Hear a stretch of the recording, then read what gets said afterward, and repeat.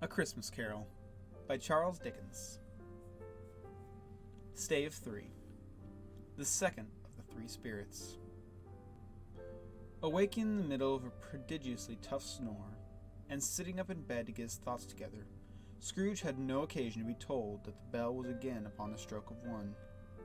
He felt that he was restored to consciousness right in the nick of time, for the especial purpose of holding a conference with the second messenger dispatched to him through Jacob Marley's intervention.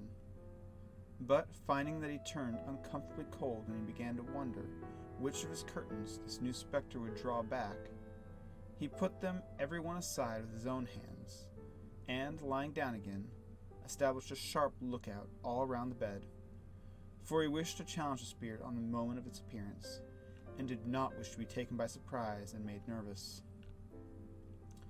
Gentlemen of the free and easy sort, who plume themselves on being acquainted with a move or two, and being usually equal to the time of day, express the wide range of their capacity for adventure by observing that they are good for anything from pitch and toss to manslaughter, between which opposite extremes, no doubt, there lies a tolerably wide and comprehensive range of subjects.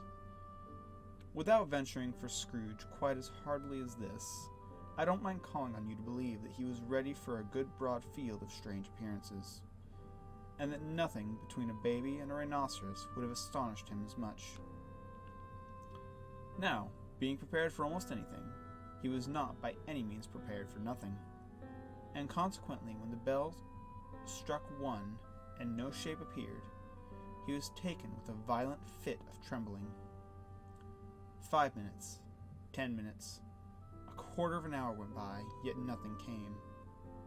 All this time he lay upon his bed, the very core and center of a blaze of ruddy light, which streamed upon it when the clock proclaimed the hour, and which, being only light, was more alarming than a dozen ghosts, as he was powerless to make out what it meant, or would be at, and was sometimes apprehensive that he might at that very moment an interesting case of spontaneous combustion, without having the consolation of knowing it. At last, however, he began to think, as you or I have thought at first, for it is always the person in that predicament who knows what ought to have been done in it, and would unquestionably have done it too.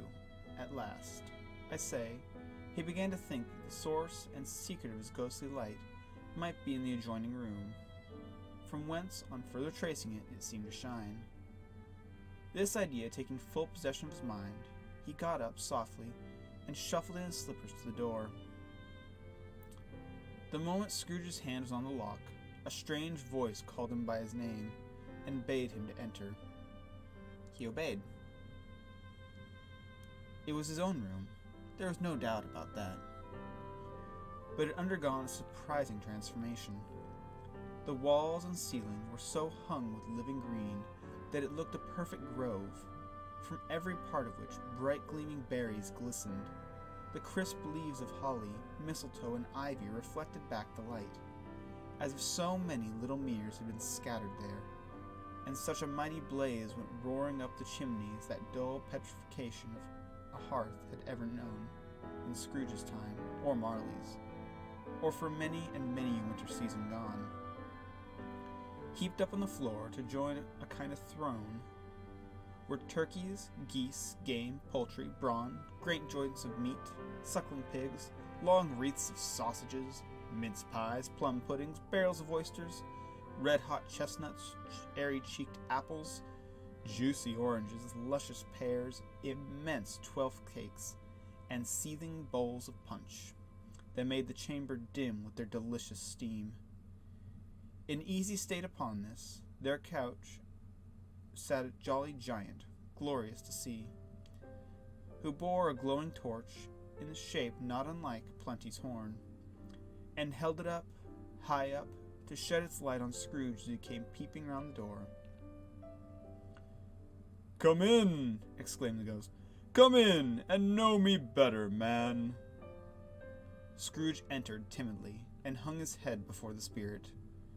He was not dogged Scrooge as he had been, and, though the spirit's eyes were clear and kind, he did not like to meet them. I am the ghost of Christmas present, said the spirit. Look upon me. Scrooge reverently did so. It was clothed in one simple green robe, or mantle, bordered with white fur. This garment hung so loosely on his figure that his capacious breast was bare, as if disdaining to be warded or concealed by any artifice. Its feet, observable beneath the ample folds of the garment, were also bare, and on its head he wore no other covering than a holly wreath, set here and there with shining icicles. Its dark brown curls were long and free as its genial face, its sparkling eye, its open hand, its cheery voice, its unconstrained demeanor, and its joyful air. Girded round its middle was an antique scabbard, but no sword in it, and the ancient sheath was eaten up with rust. You have never seen the like of me before, exclaimed the spirit. Never, said Scrooge, made answer to it.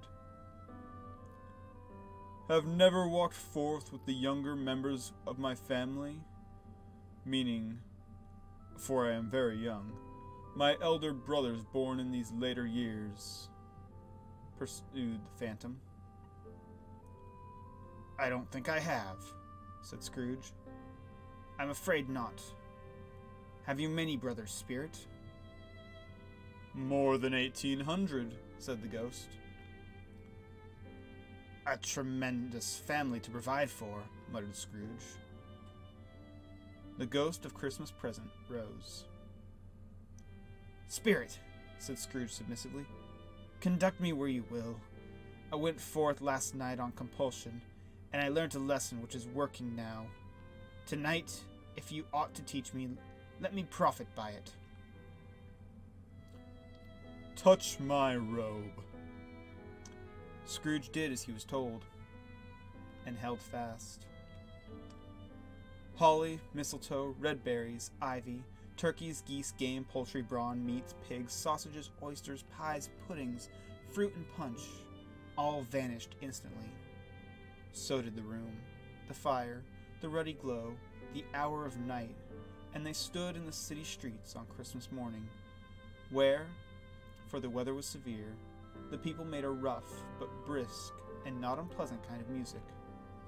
In scraping the snow from the pavement in front of their dwellings, and from the tops of their houses, whence it was mad delight to the boys to see it come plumping down onto the road below, and splitting into artificial little snowstorms.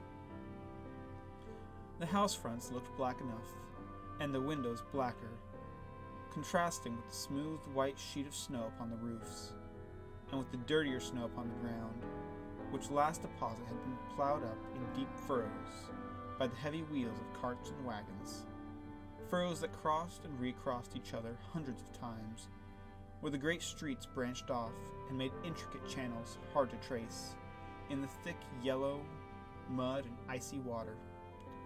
The sky was gloomy, and the shortest streets were choked up with a dingy mist, half thawed, half frozen, whose heavier particles descended in a shower of sooty atoms, as if all the chimneys in Great Britain had, by one consent, caught fire, and were blazing away to their dear hearts' content.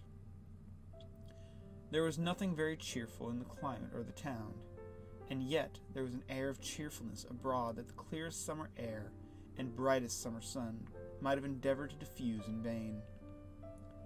For the people who were shoveling away on the housetops were jovial and full of glee, calling out to one another from the parapets, and now and then exchanging a facetious snowball. Better nature missiled far than many a worldly jest, laughing heartily if it went right, and not less heartily if it went wrong. The poulterers' shops were still half open, and the fruiterers were radiant in their glory. There were great round pot-bellied baskets of chestnuts, shaped like the waistcoats of jolly old gentlemen, lolling at the doors, and tumbling out into the streets in their apoplectic opulence. There were ruddy brown-faced, broad-girthed Spanish onions, shining in the fatness of their growth like Spanish friars, and winking from their shelves in wanton slyness at the girls as they went by, and glanced demurely at the hung-up mistletoe. There were pears and apples clustered high in the blooming pyramids. There were bunches of grapes, made in the shopkeeper's benevolence to dangle from conspicuous hooks that people's mouths might water gratis as they passed. There were piles of filberts, mossy and brown, recalling in their fragrance ancient walks among the woods, and pleasant shufflings ankle-deep through their withered leaves. There were Norfolk biffins, squab and swarthy, setting off the yellow of the oranges and lemons, and, in the great compactness of their juicy persons, urgently entreating and beseeching to be carried home in paper bags, and eaten after dinner. The very gold and silver fish set forth among these choice fruits in a bowl, though members of a dull and stagnant-blooded race, appeared to know that there was something going on, and, to a fish, went gasping round and round their little world in slow and passionless excitement. The grocers, oh, the grocers, nearly closed, with perhaps 2 shutters down or 1, but through those gaps such glimpses. It was not alone that the scales descending on the counter made a merry sound, or that twine and roller parted company so briskly, or that the canisters were rattled up and down like juggling tricks, or even that the blended scents of tea and coffee were so grateful to the nose, or even that the raisins were so plentiful and rare, the almonds so extremely white, the sticks of cinnamon so long and straight, the other spices so delicious, the candied fruits so caked and spotted with molten sugar as to make the coldest lookers-on feel faint and subsequently bilious. Nor was it that the figs were moist and pulpy, or that the French plums blushed in modest tartness from their highly decorated boxes, or that everything was good to eat and in its Christmas dress. But the customers were all so hurried and so eager in their hopeful promise of the day that they tumbled up against each other at the door, crashing their wicker baskets wildly, and left their purchases upon the counter, and came running back to fetch them, and committed hundreds of the like mistakes in the best humor possible, while the grocer and his people were so frank and fresh that the polished hearts with which they fastened their aprons behind might have been their own, worn outside for general inspection, and for Christmas daws to peck at if they chose. But soon the steeples called good people all to church and chapel, and away they came, flocking through the streets in their best clothes and with their gayest faces. And at the same time there emerged, from scores of by-streets, lanes, and nameless turnings, innumerable people, carrying their dinners to the baker's shop. The sight of these poor revelers appeared to interest the spirit very much, for he stood with Scrooge beside him in the baker's doorway, and, taking off the covers as the bearers passed, sprinkled incense on their dinners from his torch. And it was a very uncommon kind of torch, for once or twice, when there were angry words between some dinner carriers who had jostled each other, he shed a few drops of water on them from it, and their good humor was restored directly. For they said it was a shame to quarrel upon Christmas Day, and so it was. God love it, so it was. In time the bells ceased, and the bakers were shut up, and yet there was a genial shadowing forth all these dinners and the progress of their cooking, in the thawed blotch of wet above each baker's oven, where the pavement smoked as if the stones were cooking too. "Is there a peculiar flavor in what you sprinkle from your torch?" asked Scrooge. "There is. My own." "Would it apply to any kind of dinner on this day?" asked Scrooge. "To any kindly given, to a poor one most."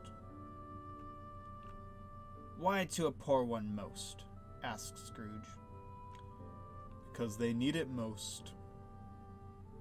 "Spirit," said Scrooge after a moment's thought, "I wonder you, of all the beings in the many worlds about us, should desire to cramp these people's opportunities of innocent enjoyment.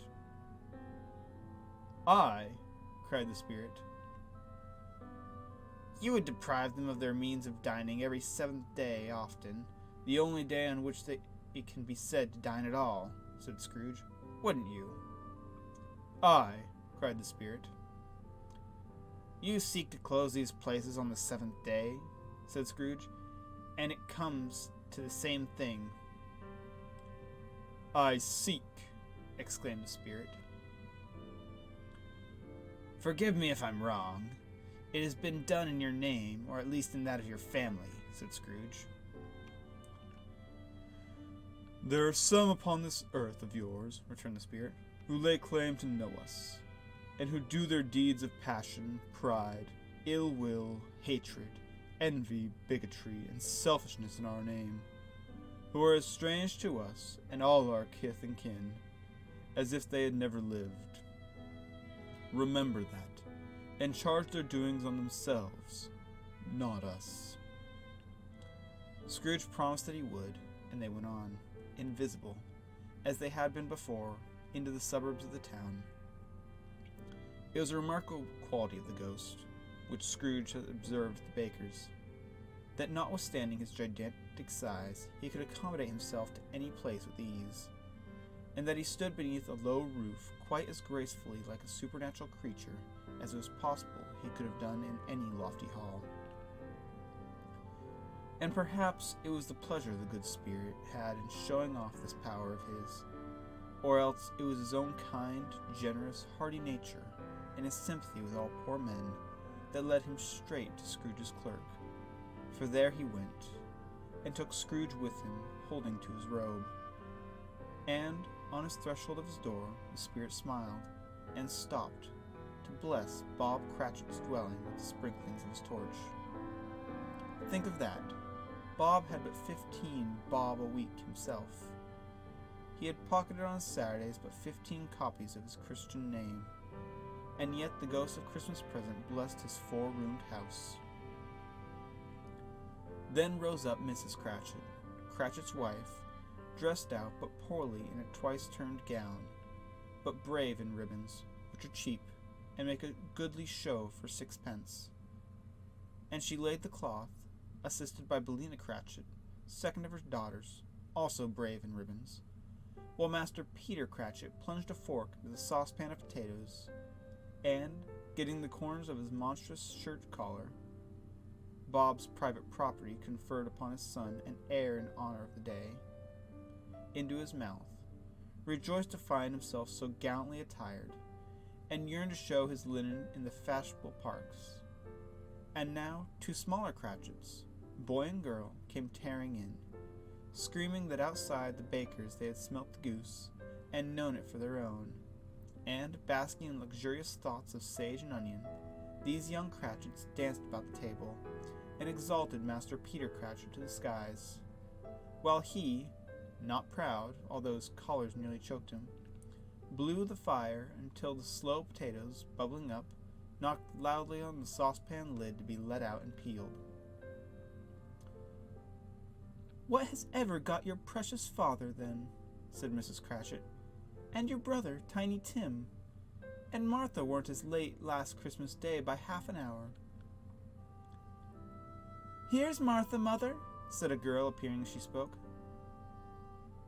"Here's Martha, Mother," cried the 2 young Cratchits. "Hurrah! There's such a goose, Martha!" "Why, bless your heart alive, my dear, how late you are!" said Mrs. Cratchit, kissing her a dozen times, and taking off her shawl and bonnet for her with officious zeal. "We'd a deal of work to finish up last night," replied the girl, "and had to clear away this morning, Mother."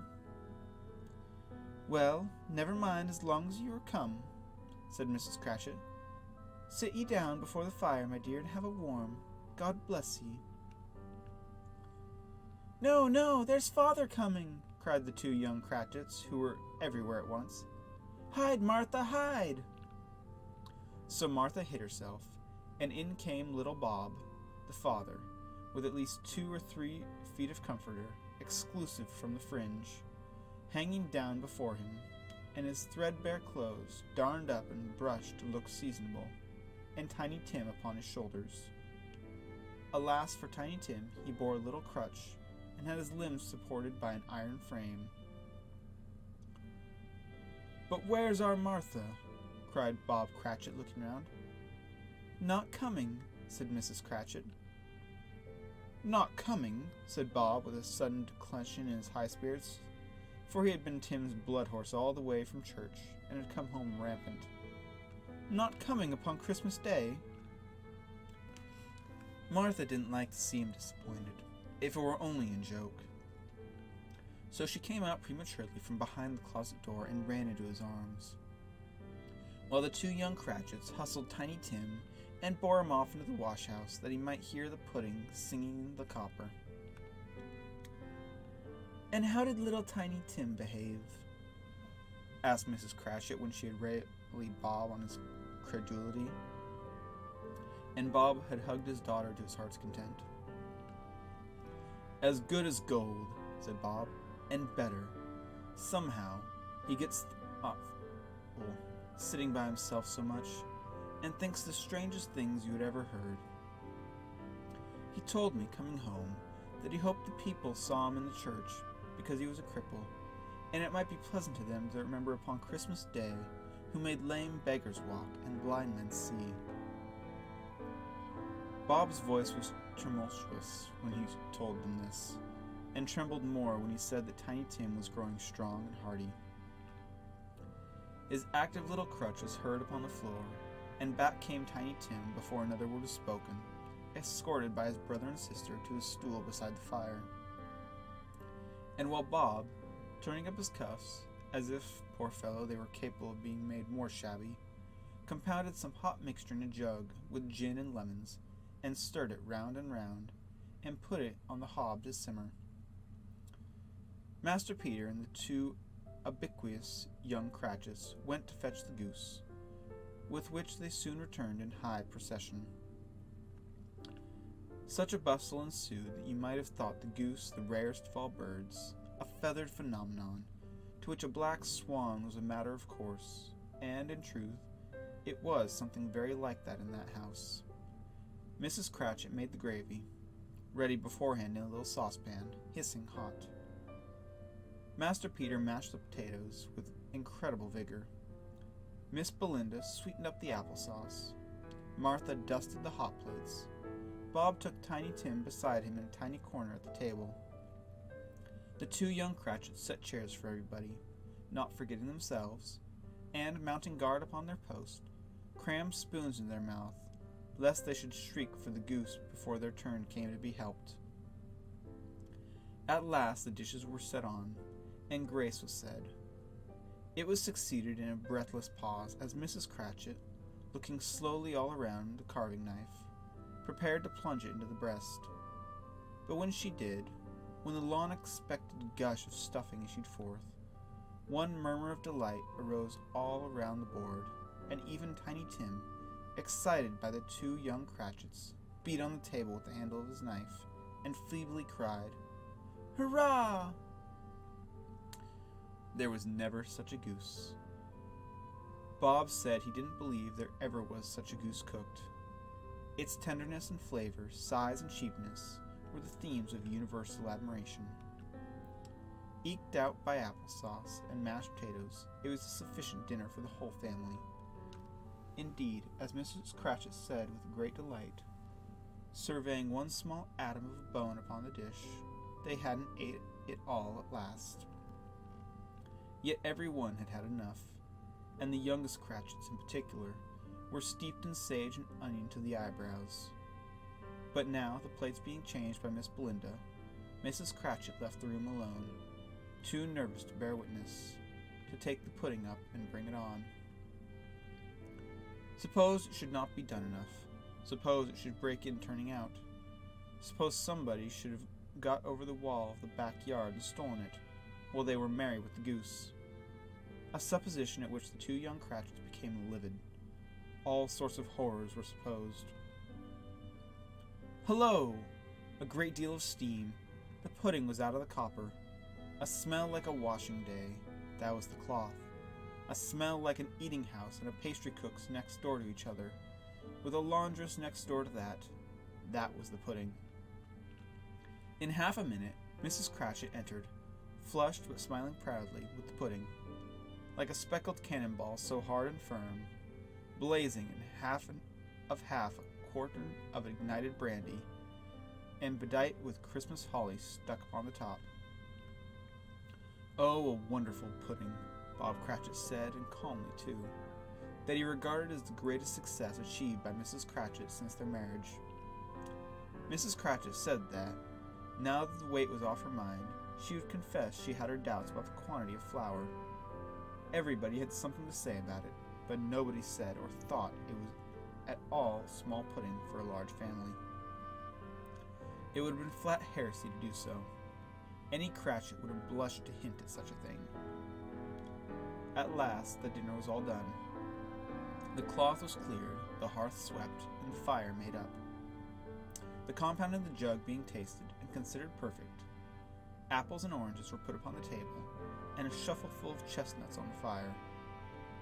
Then all the Cratchit family drew round the hearth in what Bob Cratchit called a circle, meaning a half one, and at Bob Cratchit's elbow stood the family display of glass, 2 tumblers and a custard cup without a handle. These held the hot stuff from the jug, however, as well as golden goblets would have done, and Bob served it out with beaming looks, while the chestnuts on the fire sputtered and cracked noisily. Then Bob proposed, "Merry Christmas to all, my dears, God bless us," which the family echoed. "God bless us, every one," said Tiny Tim, the last of all. He sat very close to his father's side, upon his little stool. Bob held his withered little hand in his, as if he loved the child, and wished to keep him by his side, and dreaded that he might be taken from him. "Spirit," said Scrooge with an interest he had never felt before, "tell me if Tiny Tim will live." "I see a vacant seat," replied the ghost, "in the poor chimney corner, and a crutch without an owner, carefully preserved. If these shadows remain unaltered by the future, the child will die." "No, no," said Scrooge. "Oh, no, kind spirit, say he'll be spared." "If these shadows remain unaltered by the future, none other of my race," returned the ghost, "will find him here. What then, if he be like to die? He had better do it, and decrease the surplus population." Scrooge hung his head to hear his own words quoted by the spirit, and was overcome with penitence and grief. "Man," said the ghost, "if man you be in heart, not adamant, forbear that wicked cant until you have discovered what surplus is, and where it is. Will you decide what men shall live and what men shall die? It may be that in the sight of heaven you are more worthless and less fit to live than millions like this poor man's child. O God, to hear the insects on the leaf pronouncing on too much life among his hungry brothers in the dust." Scrooge bent before the ghost's rebuke, and trembling cast his eyes upon the ground, but he raised them speedily on hearing his own name. "Mr. Scrooge," said Bob. "I'll give you, Mr. Scrooge, the founder of the feast." "The founder of the feast, indeed," cried Mrs. Cratchit, reddening. "I wish I had him here. I'd give him a piece of my mind to feast upon, and I'd hope he'd have an appetite for it." "My dear," said Bob, "the children. Christmas Day." "It should be Christmas Day, I'm sure," said she, "on which one drinks the health of such an odious, stingy, hard, unfeeling man as Mr. Scrooge. You know he is, Robert. Nobody knows it better than you do, poor fellow." "My dear," was Bob's mild answer, "Christmas Day." "I'll drink to his health for your sake and the day's," said Mrs. Cratchit, "but not for his. Long life to him. A Merry Christmas and a Happy New Year. He'll be very merry and very happy, I have no doubt. The children drank the toast after her. It was the first of their proceedings which had no heartiness in it. Tiny Tim drank it last of all, but he didn't care twopence for it. Scrooge was the ogre of the family. The mention of his name cast a dark shadow on the party, which is not dispelled for a full 5 minutes. After it had passed away, they were 10 times merrier than before. From the mere relief of Scrooge, the baleful was being done with. Bob Cratchit told them how he had a situation in his eye for Master Peter, which would bring in, if obtained, full 5 and 6 pence weekly. The 2 young Cratchits laughed tremendously at the idea of Peter being a man of business, and Peter himself looked thoughtfully at the fire between his collars, as if he were deliberating what particular investments he should favor when he came into the receipt of that bewildering income. Martha, who was a poor apprentice at a milliner's, then told them what kind of work she had to do, and how many hours she worked at a stretch, and how she meant to lie abed tomorrow morning for a good long rest. Tomorrow being a holiday she passed at home. Also how she had seen a countess and a lord some days before, and how the lord was as much about as tall as Peter, at which Peter pulled his collar so high that you couldn't have seen his head if you had been there.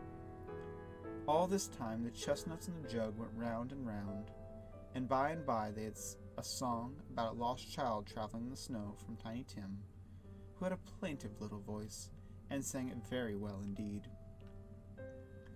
There was nothing of high mark in this. They were not a handsome family. They were not well dressed. Their shoes were far from being waterproof.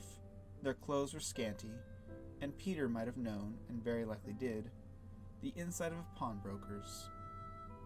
But they were happy, grateful, pleased with one another, and contented with the time when they faded, and looked happier yet in the bright sparklings of the spirit's torch at parting. Scrooge had his eye upon them, and especially on Tiny Tim, until the last. By this time it was getting dark, and snowing pretty heavily, and as Scrooge and the spirit went along the streets, the brightness of the roaring fires in the kitchens, parlors, and all sorts of rooms was wonderful. Here the flickering of the blaze showed preparations for a cozy dinner, with hot plates baking through and through before the fire, and deep red curtains ready to be drawn to shut out cold and darkness.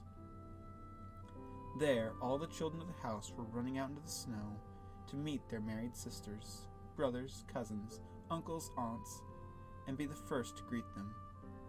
Here again were shadows on the window blinds of guests assembling, and there a group of handsome girls, all hooded and fur-booted, and all chattering at once, tripped slightly off to some near neighbor's house, where, woe upon the single man who saw them enter, artful witches, well they knew it, in a glow. But if you had judged from the numbers of people on the way to the friendly gatherings, you might have thought that no one was at home to give them welcome when they got there, instead of every house expecting company, and piling up its fires half chimney high. Blessings on it, how the ghost exulted, how it bared its breadth of breast, and opened its capacious palm and floated on, outpouring with a generous hand its bright and harmless mirth on everything within its reach. The very lamplighter, who ran on before, dotting the dusky street with specks of light, and who was dressed to spend the evening somewhere, laughed as loudly as the spirit passed, though the little kenned the lamplighter that he had any company but Christmas. And now, without a word of warning from the ghost, they stood upon a bleak and desert moor, where monstrous masses of rude stone were cast about, as though it were the burial place for giants, and water spread itself wheresoever it listed, or would have done so, but for the frost that held it prisoner, and nothing grew but moss and furze and coarse, rank grass. Down in the west the setting sun had left a streak of fiery red, which glared upon the desolation for an instant, like a sullen eye, and, frowning lower, lower yet, was lost in the thick gloom of darkest night. "What place is this?" asked Scrooge. "A place where miners live, who labor in the bowels of the earth," returned the spirit. "But they know me, see." A light shone from the window of a hut, and swiftly they advanced towards it. Passing through the wall of mud and stone, they found a cheerful company assembled round a glowing fire. An old man and woman with their children and their children's children, and another generation beyond that, all decked out gaily in their holiday attire. The old man, in a voice that seldom rose above the howling of the wind upon the barren waste, was singing them a Christmas song.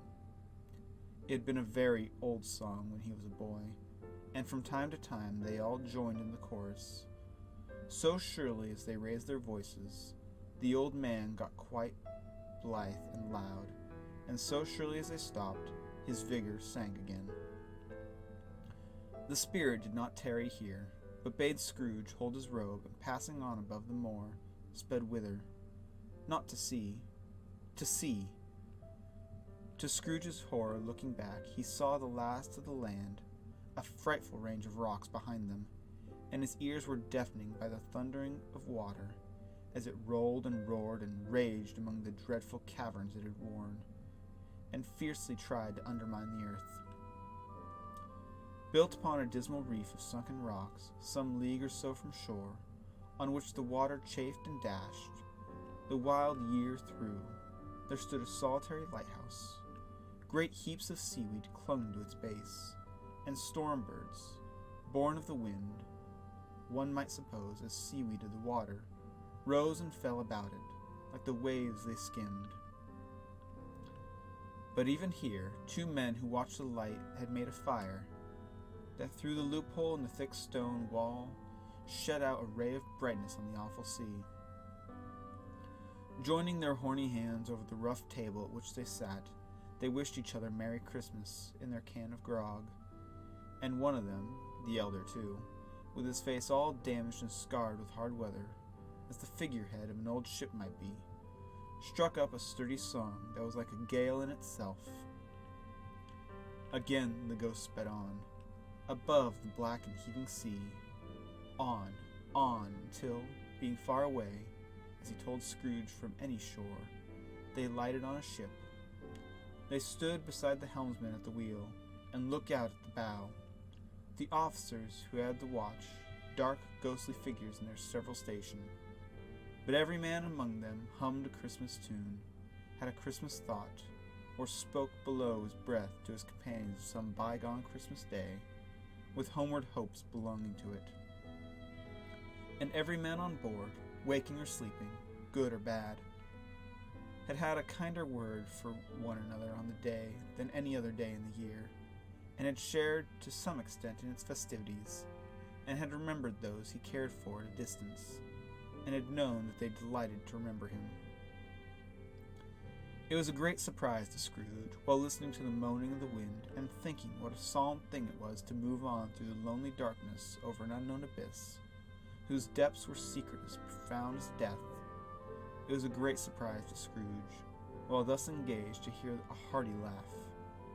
It was a much greater surprise to Scrooge to recognize it as his own nephew's, and to find himself in a bright, dry, gleaming room, with the spirit standing smiling by his side, and looking at that same nephew with approving affability. "Ha ha!" laughed Scrooge's nephew. "Ha ha ha! If you should happen, by any unlikely chance, to know a man more blessed in a laugh than Scrooge's nephew, all I can say is, I should like to know him too. Introduce me to him, and I'll cultivate his acquaintance." It is a fair, even-handed, noble adjustment of things, that while there is infection and disease and sorrow, there is nothing in the world so irresistibly contagious as laughter and good humor. When Scrooge's nephew laughed in this way, holding his sides, rolling his head, and twisting his face into most extravagant contortions, Scrooge's niece, by marriage, laughed as heartily as he, and their assembled friends, being not a bit behindhand, roared out lustily. Ha ha ha ha ha ha ha! He said that Christmas was a humbug. As I live, cried Scrooge's nephew. He believed it, too. More shame for him, Fred, said Scrooge's niece indignantly. Bless those women. They never do anything by halves. They are always in earnest. She was very pretty, exceedingly pretty, with a dimpled, surprised-looking capital face, a ripe little mouth that seemed made to be kissed, as no doubt it was, all kinds of good little dots about her chin that melted into one another when she laughed, and the sunniest pair of eyes you ever saw in any little creature's head. Altogether, she is what you would have called provoking, you know, but satisfactory, too. Oh, perfectly satisfactory. He's a comical old fellow, said Scrooge's nephew. That's the truth, and not so pleasant as he might be. However, his offenses carry their own punishment, and I have nothing to say against him. I'm sure he's very rich, Fred, hinted Scrooge's niece. At least you always tell me so. What of that, my dear, said Scrooge's nephew. His wealth is of no use to him. He don't do any good with it. He don't make himself comfortable with it. He hasn't the satisfaction of thinking that he is ever going to benefit us with it. I have no patience with him, observed Scrooge's niece. Scrooge's niece's sisters and all the other ladies expressed the same opinion. Oh, I have, said Scrooge's nephew. I'm sorry for him. I couldn't be angry with him if I tried. Who suffers by his own ill whims? Himself always. Here he takes it into his head to dislike us, and he won't come and dine with us. What's the consequence? He won't lose much of a dinner. Indeed, I think he loses a very good dinner, interrupted Scrooge's niece. Everybody else said the same, and they must be allowed to have been competent judges, because they had just had dinner, and with the dessert upon the table, were clustered around the fire by lamplight. Well, I'm very glad to hear it, said Scrooge's nephew, because I haven't any great faith in these young housekeepers. What do you say, Topper?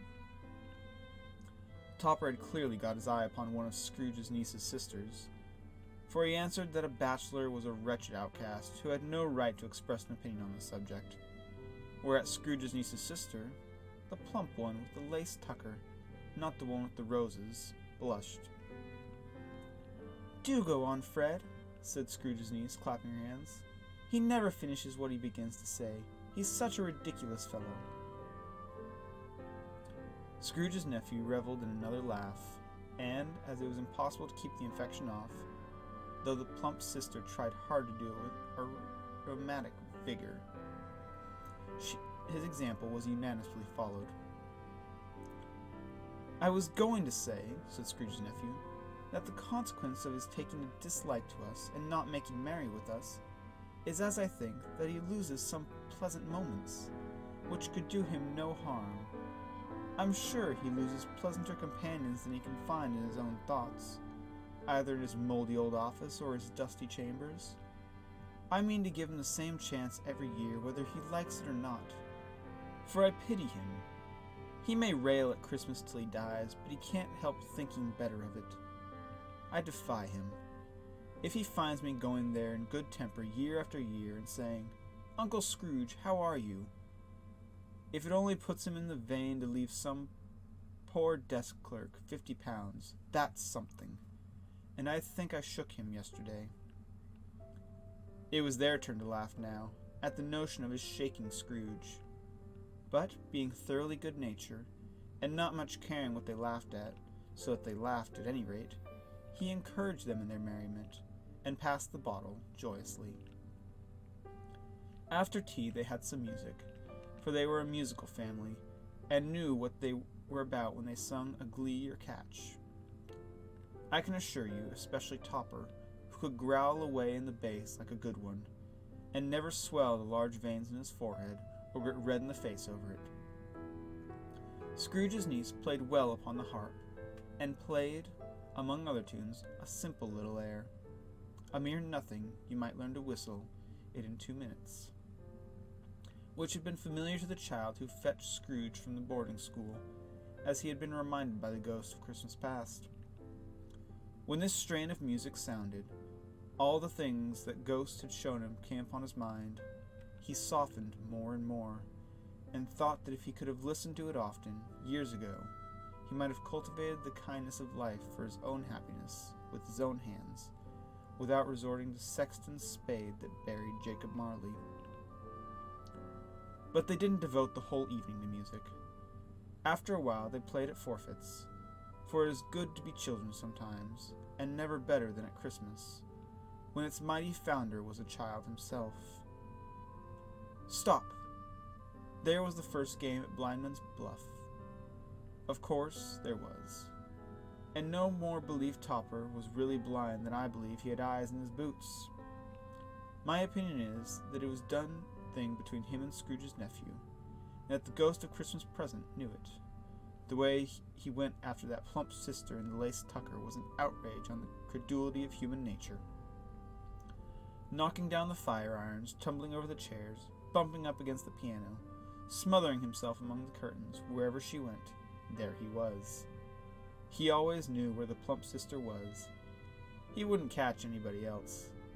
If you had fallen up against him, as some of them did, on purpose, he would have made a feint endeavoring to seize you, which would have been an effort to your understanding, and would instantly have sidled off in the direction of the plump sister. She often cried out that it wasn't fair, and it really was not. But when at last he caught her, when in spite of all her silken rustlings and her rapid flutterings past him, he got her into a corner whence there was no escape, then his conduct was most execrable. For his pretending not to know her, his pretending that it was necessary to touch her headdress, and further to assure himself of her identity by pressing a certain ring upon her finger and a certain chain around her neck, was vile, monstrous. No doubt she told him her opinion of it when, another blind man being in office, they were so very confidential together behind the curtains. Scrooge's niece was not one for Blindman's Buff party, but was made comfortable with a large chair and a footstool in a snug corner where the ghost and Scrooge were close behind her. But she joined in the forfeits and loved her love to admiration with all the letters of the alphabet. Likewise the game of how, when, and where, she was very great, and to the secret joy of Scrooge's nephew, beat her sisters hollow, though they were sharp girls too, as Topper could have told you. There might have been 20 people there, young and old, but they all played, and so did Scrooge, for, wholly forgetting in the interest he had in what was going on, that his voice made no sound in their ears, he sometimes came out with his guess quite loud, and very often guessed right, too, for the sharpest needle, best Whitechapel warranted not to cut in the eye, was not sharper than Scrooge, blunt as he took it in his own head to be. The ghost was greatly pleased to find him in this mood, and looked upon him with such favor that he begged like a boy to be allowed to stay until the guest departed. But this, the spirit said, could not be done. "Here is a new game," said Scrooge. "1 half-hour, spirit, only one." It was a game called Yes and No, where Scrooge's nephew had to think of something, and the rest must find out what. He only answering to their questions yes or no, as the case was. The brisk fire of questioning to which he was exposed elicited from him what he was thinking of: an animal, a live animal, rather a disagreeable animal, a savage animal, an animal that growled and grunted sometimes, and talked sometimes, and lived in London, and walked about the streets, and wasn't made a show of, and wasn't led by anybody, and didn't live in a menagerie, and was never killed in the market, and was not a horse, or an ass, or a cow, or a bull, or a tiger, or a dog, or a pig, or a cat, or a bear. At every fresh question that was put to him, his nephew burst out into a fresh roar of laughter, and was so inexpressibly tickled that he was obliged to get up off the sofa and stamp.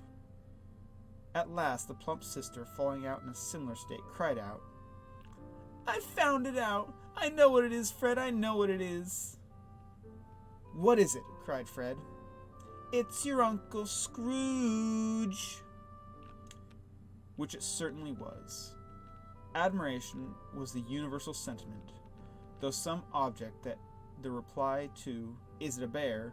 ought to have been yes, inasmuch an answer as the negative was sufficient to have diverted their thoughts from Mr. Scrooge, supposing they had ever had any tendency that way. He has given us plenty of merriment, I am sure, said Fred, and it would be ungrateful not to drink to his health. Here is a glass of mulled wine ready to our hand at the moment, and I say, Uncle Scrooge. Well, Uncle Scrooge, they cried. A Merry Christmas and a Happy New Year to the old man, whatever he is, said Scrooge's nephew. He wouldn't take it from me, but he may have it nonetheless. Uncle Scrooge. Uncle Scrooge had imperceptibly become so gay and light of heart that he would have pledged the unconscious company in return, and thanked them in an inaudible speech, if the ghost had given him time. But the whole scene passed off in the breath of the last words spoken by his nephew, and he and the spirit were again upon their travels. Much they saw, and far they went, and many homes they visited, but always with a happy end.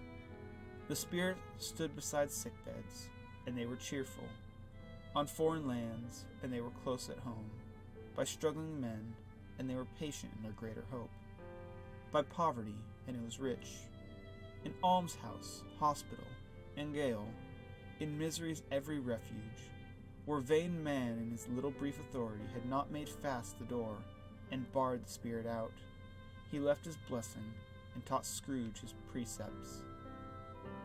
It was a long night, if it were only a night, but Scrooge had his doubts of this, because the Christmas holidays appeared to be so condensed in the space of time they passed together. It was strange, too, that while Scrooge remained unaltered in his outward form, the ghost grew older, clearly older. Scrooge had observed this change, but never spoke of it until they left the child's 20th night party, when, looking at the spirit as they stood together in an open place, he noticed that its hair was gray. Are spirits' lives so short? Asked Scrooge. My life upon this globe is very brief, replied the ghost. It ends tonight. Tonight? Cried Scrooge. Tonight at midnight. Hark, the time is drawing near. The chimes were ringing 11:75 at that moment. Forgive me if I'm not justified in what I ask, said Scrooge, looking intently at the spirit's robe.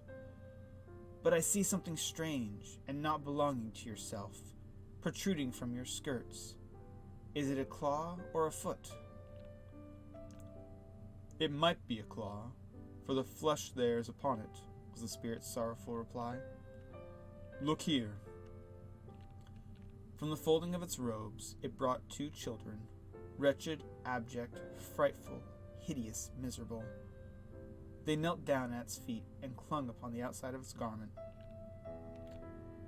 "Oh, man, look here. Look down here," exclaimed the ghost. They were a boy and girl, yellow, meager, ragged, scowling, wolfish, but prostrate, too, in their humility. Their graceful youth should have filled their features out, and touched them with its freshest tints. A stale and shriveled hand, like that of an age, had pinched and twisted them, and pulled them into shreds. Where angels might have sat enthroned, devils lurked and glared out menacing. No change, no degradation, no perversion of humanity in any grade, through all the mysteries of wonderful creation, has monsters half so horrible and dread. Scrooge started back, appalled. Having them shown to him in this way, he tried to say that they were fine children, but the words choked themselves, rousing the parties to lie of such an enormous magnitude. Spirit, are they yours? Scrooge could say no more. They are man's, said the spirit, looking down upon them. And they cling to me, appealing from their fathers. The boy is ignorance, this girl is want. Beware of them both, and all their degree. But most of all, beware this boy, for on his brow I see that written which is doom, unless the writing be erased. Deny it, cried the spirit, stretching out its hand toward the city. Slander those who tell it. Admit it for your facetious purposes, and make it worse. And bide the end. Have they no refuge or resource? Cried Scrooge. Are there no prisons? Said the spirit, turning on him for the last with his own words. Are there no workhouses? The bell struck 12. Scrooge looked about him for the ghost and saw it not. As the last stroke ceased to vibrate, he remembered the prediction of old Jacob Marley, and, lifting up his eyes, beheld a solemn phantom, draped and hooded, coming like a mist upon the ground towards him.